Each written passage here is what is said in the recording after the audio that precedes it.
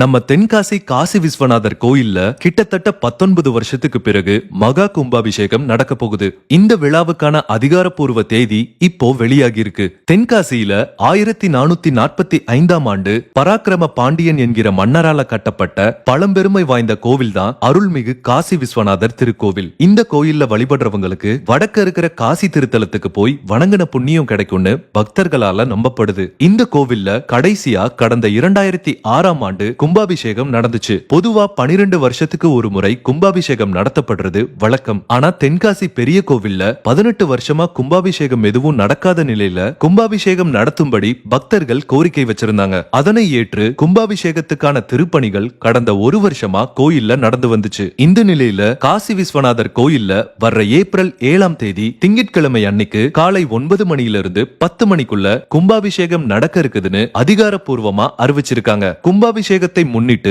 April 3ஆம் தேதியிலிருந்தே கோயில்ல சிறப்பு பூஜை, ஹோமம், தீபாராதனை, பிரசாதம் வழங்குதல், யாகசாலை பூஜை எல்லாம் தொடங்குது. ஏப்ரல் 7ஆம் தேதி மகா கும்பாபிஷேகமும் அதனைத் தொடர்ந்து சுவாமி அம்பாள் திருக்கல்யாணம், பஞ்சமூர்த்திகள் திருவீதி உலாவோட கும்பாபிஷேகம் விழா நிறைவு பெறுது. பொதுவா கோவில்ல கும்பாபிஷேகம் நடத்தும் போது அந்த ஊருக்கு நல்ல ஒரு செழிப்பு கிடைக்கும். அது மட்டும் இல்லாம கும்பாபிஷேகம் அன்னைக்கு கடவுளை வழிபட்டா 33 தேவர்களோட ஆசி கிடைக்கும்ங்கிறது வழி வழியா இருந்து வரும் நம்பிக்கை. அதனால கிட்டத்தட்ட 19 வருஷத்துக்கு பிறகு தென்காசி காசி விஸ்வநாதர் கோவில்ல கும்பாபிஷேகம் நடக்க இருக்கிறது பக்தர்கள் மத்தியில பெரும் மகிழ்ச்சியை ஏற்படுத்தியிருக்கு.